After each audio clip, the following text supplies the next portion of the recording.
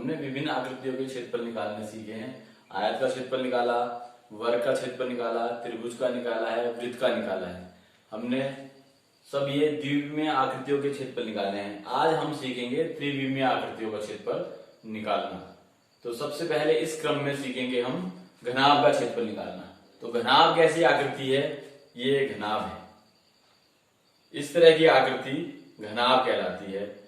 आप अपने परिवेश में देखेंगे, आपका कमरा जो है वो घनाभ के आकार का है। आप एक ईंट देख सकते हैं, ये घनाभ के आकार की है। घनाभ क्यों है? इसमें लंबाई है, इसमें चौड़ाई है और इसमें ऊंचाई है। इसमें 3 विमाएं हैं, लंबाई, चौड़ाई और ऊंचाई।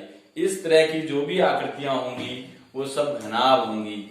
ये देखें, ये एक मिठाई का डिब्बा है जिसे मैंने काटा है और देख सकते हैं आप, ये घनाभ के आकार का है, घनाभ के आकार का। और आपके आसपास देखेंगे आप पानी की टंकी, वो घनाभ के आकार की है। आप मोबाइल लेने जाते हैं, मोबाइल जिस बॉक्स में आता है वो घनाभ के आकार का। आप जूते लेने जाते हैं, वो जो बॉक्स है गत्ते का, वो घनाभ के आकार का है। तो हम आज घनाभ का पृष्ठीय क्षेत्रफल निकालना सीखेंगे। पृष्ठीय क्षेत्रफल क्या है जरा देखें। पृष्ठीय क्षेत्रफल का मतलब है घनाभ। आप अपने कमरे में दीवारों को देखें, 4 दीवारें हैं, एक छत है और एक फर्श है, 6 फलक हैं। उन 6 फलकों का क्षेत्रफल निकालेंगे और सभी को जोड़ेंगे तो वो होगा उस घनाभ का पृष्ठीय क्षेत्रफल। तो देखें जरा इसके माध्यम से हम इसको खोलते हैं, जरा देखें कैसे खोल रहे हैं। इसको यहाँ फाड़ दिया मैंने, ऊपर ये फाड़ा गत्ते को और इस तरह से ये खोल दिया है। तो अब देखिए इसमें 6 फलक हो गए हैं। देखो फिर दोबारा से समझ सकते हैं किस तरह से था। ये इस तरह का था। देखो ये छत हो गई और ये फर्श हो गया, ये 4 दीवारें हो गई। तो इसको समझ सकते हैं हम। इधर देखें ये चौड़ाई है, इधर देखें ये लंबाई है और ये हो गई इसकी ऊंचाई। तो इसके हम इस पे नंबर डाल देते हैं। नाम, लंबाई, चौड़ाई, ऊंचाई क्या क्या है देखें जरा। तो ये हो गई इसकी लंबाई, L से लिख देते हैं। ये हो गई इसकी चौड़ाई, इसको B से लिख देते हैं। और ये है इसकी ऊंचाई, इसको हम H लिख देते हैं। तो अब देखें ये ऊंचाई है, ये भी ऊंचाई होगी। ये लंबाई है, ये भी लंबाई होगी और ये भी लंबाई। तो ये और इसका जो क्षेत्रफल है समान होगा। इसका और इसका, ये सामने की दीवारें हैं, इनका क्षेत्रफल समान होगा। और ये फर्श है, ये छत है, इसका क्षेत्रफल समान होगा। तो इन पे नंबर डालता हूं मैं। इस पे नंबर 1 डालता हूं, इसके समान ये है, ये नंबर 2 है। ये आमने सामने है, ये समान है। ये क्या है? चौड़ाई है और ये ऊंचाई है। इस पे नंबर 3, इसके समान ये भी है, ये चौड़ाई और ये ऊंचाई। ये नंबर 4 और यहां लंबाई और ऊंचाई थी, ये नंबर 5 और ये नंबर 6। तो इस तरह से 6 फलक हो गए हैं। तो सबका क्रम से मैं क्षेत्रफल निकालता हूं। यहाँ पे हमने एक घनाभ बना दिया है, जरा देखें इसी के सदस्य। ये लंबाई है, ये चौड़ाई है और ये ऊंचाई है। तो इसमें भी देखें, ये सामने एक फलक, इसके ठीक सामने जो दिखाई दे रहा है, इसके ठीक पीछे की तरफ ये सामने इस वाले के दूसरा फलक, ये तीसरा, ये चौथा, ये ऊपर और ये नीचे। तो हमने यहाँ पर आपको दिखाया कि ये 1 और 1 के ठीक सामने ऊपर 2 है। तो पहले मैं इस आयत का क्षेत्रफल निकालूंगा। ये आयत में क्या था? लंबाई और चौड़ाई। जैसे यहाँ पे था ये लंबाई और चौड़ाई, ये 1 नंबर है। इसके ठीक ऊपर छत में ये 2 नंबर है। तो दोनों समान हैं। तो आयत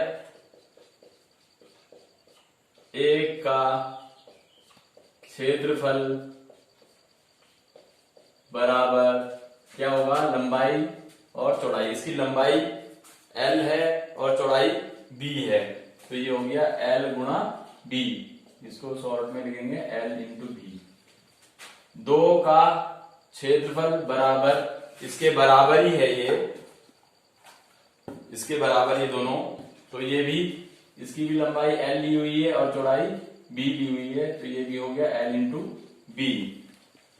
फिर देखें तीसरा था ये तीसरा था, ये चौथा था, ये तीसरा और इसके सामने ठीक ये चौथा, तो इसकी लंबाई थी B और इसकी चौड़ाई थी H, ये देखें, तो इसके समान ये भी होगा। तो तीसरे का आयत 3 का क्षेत्रफल बराबर क्या है, लंबाई इसकी B है और चौड़ाई इसकी H है, ये हो गया B इंटू H। तो 4 का क्षेत्रफल भी इतना ही होगा, B इंटू H।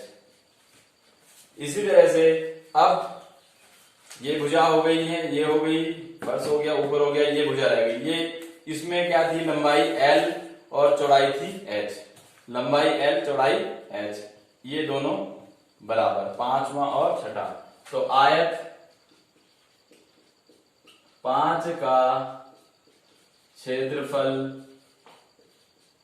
बराबर लंबाई L और चौड़ाई यहां पे H, तो ये हो गया L इंटू H। तो 6 का क्षेत्रफल भी इसके समान है, तो ये हो गया L इंटू H। तो ये अच्छे से समझ लेंगे हम। देखें दोबारा से, ये इसकी लंबाई है L और ये इसकी चौड़ाई है B और ये इसकी ऊंचाई है H। ये क्योंकि खुल चुका है थोड़ा सा, तो ये इसको हम इस तरह से समझ सकते हैं, ये लंबाई हो गई L, ठीक है, और ये इसकी चौड़ाई है, ये यहां से यहां तक, और इसको हमने ये लंबाई चौड़ाई, ये नीचे आ गया, फर्श हो गया, ये इसकी ऊंचाई हो गई H।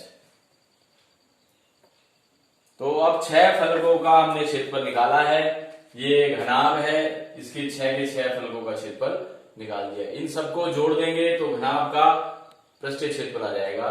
तो घनाभ, इनको सबको जोड़ें, पहले कुल क्षेत्रफल ज्ञात कर लें, ऐसे लिख देते हैं सीधा, कुल क्षेत्रफल बराबर, देखें 2 बार L भी है, L into B plus L into B plus B into H, 3 का और 4 का, ये B into H plus B into H। 5 और 6 का कितना है, L into H plus L into H। तो 2 बार LB है तो 2LB, 2 बार BH है 2BH और 2LH, 2 बार LH। तो हम यहां पे 2 ले लें कॉमन, और ये हो गया LB, इसको थोड़ा LB plus BH plus LH। तो घनाभ का पृष्ठीय क्षेत्रफल जो है वो ये होगा 2L into B plus B into H plus H into L या L इंटू H, इसको आगे पीछे लिख सकते हैं हम। तो ये घनाभ का पृष्ठीय क्षेत्रफल है। तो इसका मतलब क्या है कि घनाभ को बनाने में कितना ये गत्ता लगा है, हम इसका क्षेत्रफल निकाल सकते हैं, या इस पर अगर हमको पेंट करना है तो कितने क्षेत्रफल पर पेंट करना पड़ेगा वो ज्ञात कर सकते हैं। अब अगर हमको 4 दीवारों पर करना है, ये कमरा है, आप भी घर में देख सकते हैं, हमने चारों तरफ 4 दीवारों पे अगर हमें पेंट करना है, छत पे नहीं करना, फर्श में नहीं करना, 4 दीवारों पे पेंट करना है, तब क्या होगा, आपका पार्श्व पृष्ठीय क्षेत्रफल। तो जैसा मैं बोल रहा था कि अगर दीवारें अगर हमें पेंट करनी है तो सिर्फ हमको 4 दीवारें चाहिए, हमें फर्श नहीं चाहिए, यानी कि लंबाई और चौड़ाई, ये क्षेत्रफल कम करना पड़ेगा। इसी के समान अगर छत भी नहीं है तो छत पे भी पेंट नहीं करना, तो ये भी हटाना पड़ेगा। तो ये क्षेत्रफल इतना हट जाएगा और घनाभ का पार्श्व पृष्ठीय जो क्षेत्रफल है वो हो जाएगा 2BH plus H into L। तो यहां भी H कॉमन ले सकते हैं आप, 2H और ब्रैकेट में L प्लस B। तो ये पार्श्व पृष्ठीय क्षेत्रफल है सिर्फ 4 दीवारें में। अगर कहीं पे आपको संदूक है ना, खुला संदूक है, तो आपको तब उसका धरातल भी लेना पड़ेगा, तो L प्लस B और जोड़ा जाएगा। तो इस तरह के प्रश्न आपके एक्सरसाइज में मिलेंगे, तो उनको हम करेंगे। और इसके अलावा हम देखेंगे जब इनकी विमाएं समान हो जाएं, जब विमाएं समान हो जाएं, कैसे, लंबाई चौड़ाई ऊंचाई तीनों क्या हो जाए, बराबर, यानी कि ये बन जाएगा एक घन। तो उस स्थिति में क्या होगा, सारे फलक समान हो जाएंगे, सारे के सारे। हम अगर मैं सब फलकों का इस तरह से दिखाऊं, जैसे मैंने यहां पे इसको काट के दिखाया था, तो 6 के 6 फलक क्या हो जाएंगे, समान आ जाएंगे। तो इसका लंबाई और चौड़ाई समान है, इसकी भी लंबाई चौड़ाई समान है, इसकी लंबाई चौड़ाई समान है। तो लंबाई भी ये ले ली मैंने, यहां लंबाई बराबर चौड़ाई बराबर ऊंचाई सब बराबर है, ये ए ले लिया मैंने। किस स्थिति में, जब घनाभ की सारी विमाएं बराबर हो जाएं, तो वो हो जाएगा घन। तो घन का पृष्ठ क्षेत्रफल क्या होगा, तो लंबाई चौड़ाई बराबर है, तो एक पृष्ठ का क्षेत्रफल, एक फलक का क्षेत्रफल हो जाएगा 1 की घात 2 लंबाई गुणा चौड़ाई, यानी कि वर्ग का क्षेत्रफल। ये भी लंबाई गुणा चौड़ाई वर्ग का क्षेत्रफल, ये भी वर्ग का क्षेत्रफल, ये भी वर्ग का क्षेत्रफल, ये भी वर्ग और ये भी वर्ग। इस प्रकार कितने हो गए, ये 6। तो घन का जो होगा, घन का पृष्ठीय क्षेत्रफल जो हो जाएगा वो हो जाएगा 6a की घात 2। तो हम इस सूत्र से भी प्राप्त कर सकते हैं। अगर यहाँ पे मैं सब a लिख दूं तो ये कितना हो जाएगा, a गुणा a, a गुणा a, a गुणा a। तो ये कितना हो गया, 2a की घात 2, ये भी a की घात 2, ये भी a की घात 2। तो ये हो जाएगा, अंदर सब जुड़ गए, 3a की घात 2 हो गया, बाहर 2 था, ये आ गया 6a की घात 2। तो इस प्रकार से भी हम प्राप्त कर सकते हैं, और इसको इससे भी समझ सकते हैं। जब फलक समान हो जाएंगे तो सारे वर्ग होंगे हमारे पास, और 6 वर्गों का क्षेत्रफल निकालना है।